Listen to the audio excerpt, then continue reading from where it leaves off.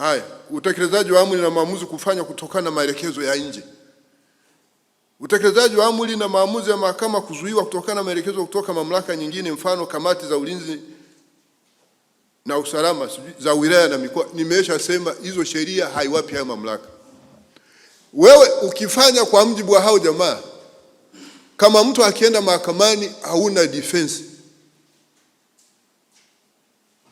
wewe unatekeleza majukumu yao kwa mujibu wa maelekezo ya mahakama, sio kwa mujibu wa maelekezo. Hiyo kesi kwa nini haikwenda kuamuliwa kwenye hizo kamati za usalama za mikoa na wilaya? Kamati ya usalama ya mkoa na wilaya ndio iliyokupatia ile jukumu. Wewe utakuwa na kisingizio gani? Si ajabu ninyi wenyewe baadaye ndio mnazunguka wateja wenu, ile mna mamlaka ya mliopewa na mahakama, mnaenda kuzunguka huko, hamtakuwa na utetezi. Na hata hao wenyewe hawana hizo mamlaka, hawana hiyo mamlaka. Ile sheria mimi naifahamu. Kwanza ilitungwa mimi, wakati natungwa mimi nilikuwa nani?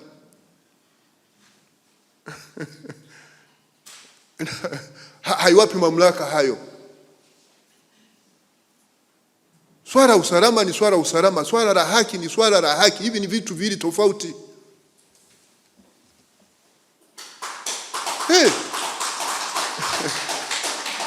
Wajibu wao ni kuimarisha usalama pale ili mnada ufanyike kwa ufanisi, kwa uwazi ipasavyo. Sio kuzuia minada iliyotokana na amri ya mahakama. Ni kuingilia mahakama na kuidharau mahakama. Na ndio wanasema kwa nini mambo yapeleke mahakamani akafunguliwa kesi ya contempt of court? Kuidharau mahakama chini ya kifungu namba 114 cha sheria ya kanuni za adhabu. Ninyi mnafuga vipara tu hapa, mnakuja kuramika kwangu hapa. Mimi niwafanyeje? Na nimeshawasomea ibara ya 26 ya Katiba ya Jamhuri ya Muungano wa Tanzania. Taifa hili tunataka tuishi utawala wa sheria tu. Haki istahimili itawale katika taifa hili. Amani iwepo, watu wafanye shughuli zao kwa ufanisi ipasavyo. Yaani kabisa kwa excuse yako yaani hiyo kazi umepewa. Mimi mheshimiwa jaji kiongozi, kama ni mimi, yaani hao jamaa wote ningekuwa nimewafuta. Wewe unaenda kutekeleza amri ya mkuu wa mkoa na mkuu wa wilaya baada ya kutekeleza amri ya mahakama. Wanakuwa wako wapi kupambana vitendo vya rushwa na dhuluma mpaka wanasubiri mahakama inafanya maamuzi ndio wanaenda? Kama kuna hakimu huko kafanya maamuzi ya ovyo, sio shughulike naye.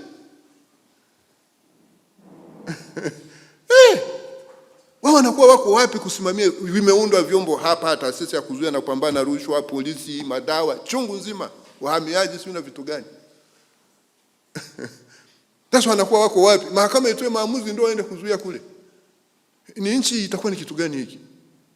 Tunataka kuishi utawala wa sheria. Sisi tumekula kiapo kwa ajili hiyo.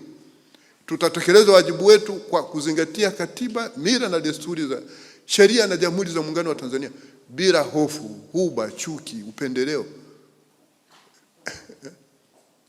Wala hofu. Tutakuwa huru, tutalazimika tu kuzingatia katiba na sheria za nchi. Na nimeshasema haki maana yake ni nini? Ni uamuzi uliofanywa na mahakama huru kwa kuzingatia katiba na sheria za nchi kwa mujibu wa ushahidi uletwa mahakamani pale. Sasa basi wao wanajitokeza kutoa ushahidi huko mahakamani, ushahidi huko mahakamani, kuliko kuzuia hiyo court process. Na ninyi wasambaza nyaraka, usidhani kama nimewasahau. Ninahamia kwenu. Na wewe bwana unayetoka Arusha, sio ndio mkubwa hao jamaa? Haya. Ninyi mara nyingi wasambaza nyaraka na madalali huwa wana leseni za kazi zote mbili. Mara nyingi mnakuwa na leseni za kazi zote mbili. Unakuta ni dalali lakini wakati ni msambaza nyaraka. Lakini pia anaweza kuwepo dalali msambaza nyaraka peke yake na dalali peke yake. Muishi maadili yenu. Yaani mpaka mimi nimekuja hapa. Haya. Dalali anapofanya kosa la kimaadili wakati huo akiwa na leseni ya usambaza nyaraka, basi kosa hilo litamkwamisha pia kwenye kazi zake za udalali na kumfanya hata kukataliwa anapoomba tu kuisha leseni yake kama inavyobainishwa kwenye kanuni ya 13 ya kanuni za madalali na wasambaza nyaraka. Katika kupeleka wito wa mahakama, wapo wasambaza nyaraka wanaofanya matendo kinyume na maadili ya kazi za wasambaza nyaraka kama ilivyoainishwa kwenye ongeza ya 3 ya kanuni za maadili ya wasambaza nyaraka. Wapo wasambaza nyaraka ambao kwa makusudi wanawasilisha na kuacha wito au nyaraka za kimahakama kwa wasichana wa kazi au vijana wavulana wa kazi pale nyumbani kinyume na matakwa ya amri ya 4 ya kanuni hizi, kanuni ya 11. We unamwachaje yule mfanyakazi pale, una nyaraka itume ndio umemsave, ndio mdaiwa pale? Kwa nini? Ni kampuni. Sheria inasema nini? Alafu maskini na mnado nendo unafanyia. Sasa unakuja unakula kiapo, niliacha hapo kwa nini? Nadhani majaji viongozi wa siku hizi ni wapole sana. Aidha, wapo wasambaza nyaraka ambao kwa makusudi wanawasilisha na kuacha wito au nyaraka za kimahakama kwa waandishi waendesha ofisi maarufu kama personal secretaries au executive assistants wa makampuni kinyume na amri ya 28 kanuni ya 2A ya sheria mwenendo wa mashauri ya madai. Wewe unaenda kusevu kampuni, unamwachia secretary, ndivyo sheria inavyosema.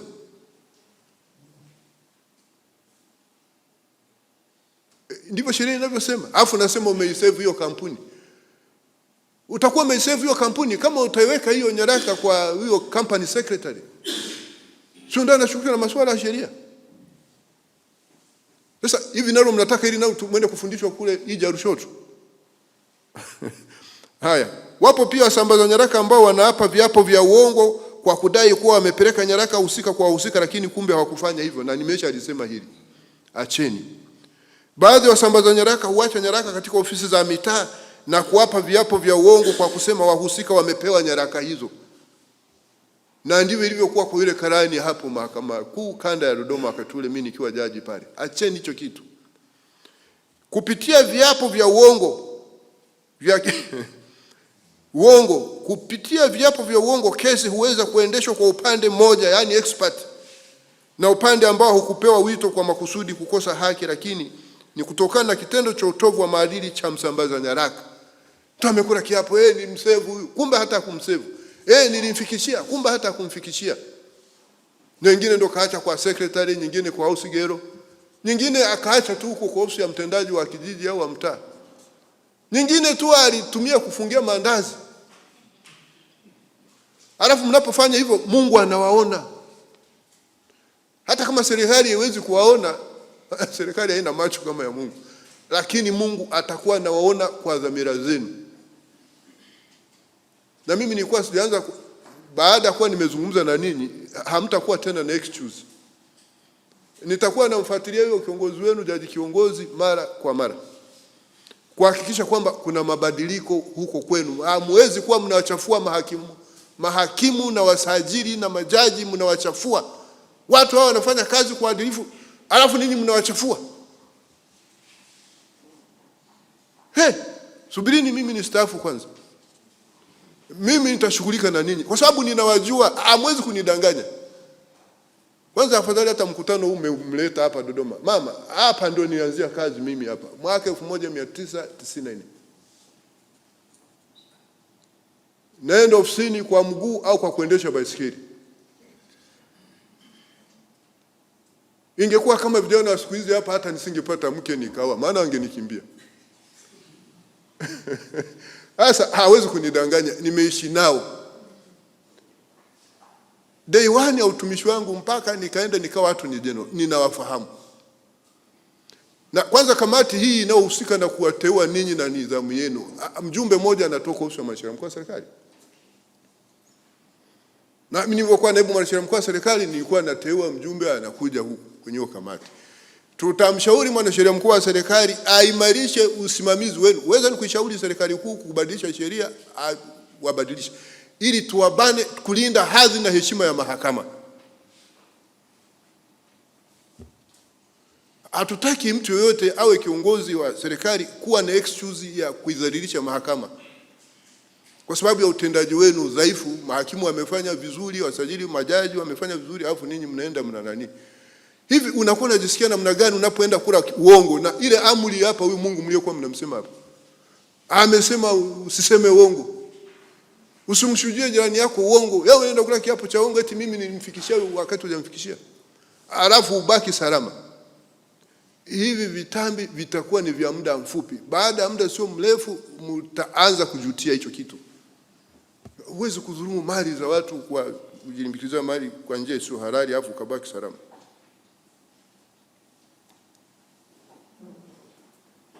Haya, wapo wasambaza nyaraka ambao hawana leseni ya udalali, wanaokula njama na madalali na kudai kwamba wamepeleka notice ya malipo ya tuzo, lakini kumbe hawakupeleka inavyopaswa, na matokeo yake zoezi la utekelezaji kufanywa kwa njia ya udanganyifu. Na ninyi acheni, na maadili yenu yapo. Mnao maadili hapo kwenye sheria, ndio maana sitaki kuirejea. Sasa athari zinazotokana pamoja na hao utekelezaji mbovu wa majukumu yenu ni pamoja na hizi hapa. Moja, kuchelewesha utekelezaji wa amri na maamuzi na hivyo kupelekea washinda tuzo kutopata haki zao mapema ipasavyo. Mbili, kuongezeka kwa malalamiko, mashauri ya pingamizi na migogoro mipya inayotokana na utekelezaji usiozingatia sheria na kanuni. Tatu, wananchi kupoteza imani kwa madalali na mahakama. Nne, hasara za kifedha kwa wadaiwa, wadeni na watu wasiohusika kutokana na kukamatiwa mali zao. Na tano, kuchochewa kwa mazingira ya rushwa na upendeleo katika mchakato wa utekelezaji wa amri na maamuzi. Sasa hatua nyingine ambazo utapaswa kuchukua kukabiliana na hii ni pamoja na hizi hapa. Moja, naibu wasajili mahakimu wa faizi kwa mujibu wa nyaraka watapaswa kuchukua hatua hizi. Naibu wasajili na mahakimu wa kazi wa faizi kwa mujibu wa kanuni ya 11 ya kanuni za maadili na wasambaza nyaraka wataendelea kukagua na kutathmini utendaji kazi wa madalali na wasambaza nyaraka walio ndani ya mamlaka yao na kuandaa taarifa. Ninyi manaibu wasajili mko hapa mnanisikiliza na wengine naona wamevaa na miwani. Hii wajibu utekelezeni kwa ufanisi ipasavyo. Hawa jamaa wanaochafua kazi zenu, unless mnataka kubaki mmevaa miwani, mnachafuliwa. Na mimi nisipendi mchafuliwe. Ninyi ni watu wema. Pili, mahakama itaendelea kuimarisha ufuatiliaji wa karibu wa shughuli zote za utekelezaji ikiwemo upokeaji na kuhakiki taarifa za utekelezaji. Tatu, mahakama itaendelea kusimamia matakwa ya kanuni ya 25 ya kanuni za madalali na wasambaza nyaraka kuhakikisha madalali hawachukui fedha za mauzo ya mali kwa mnada, badala yake ziwekwe kwenye akaunti ya mahakama.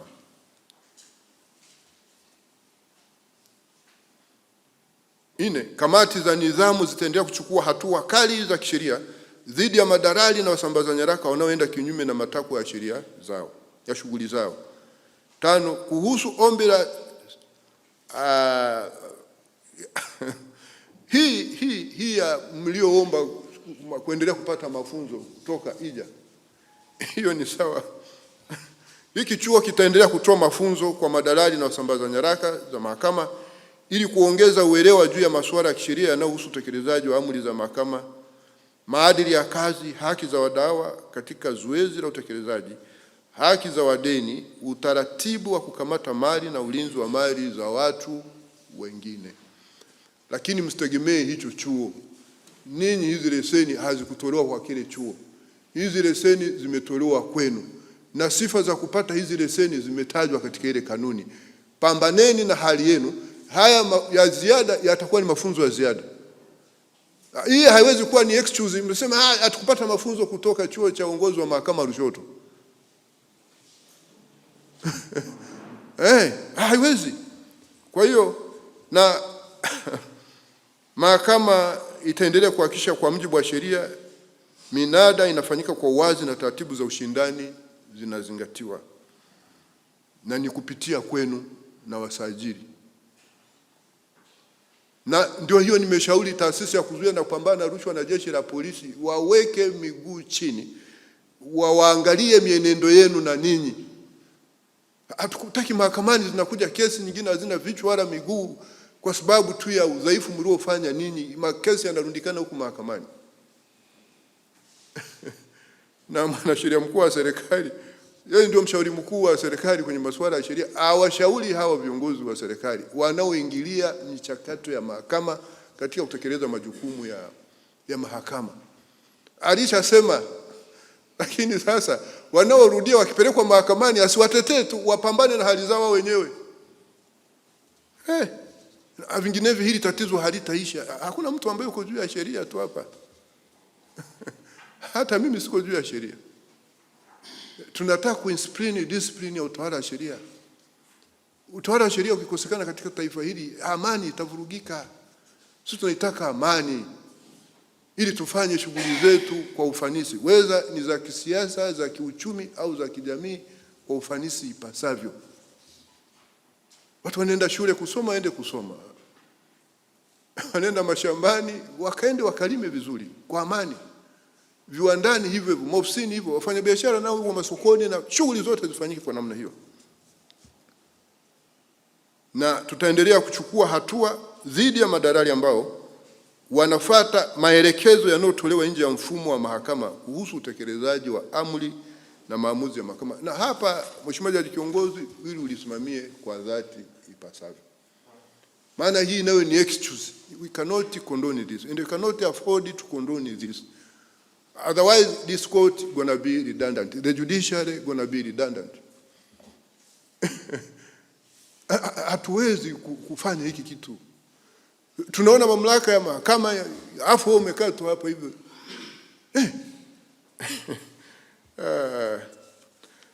Kwa hiyo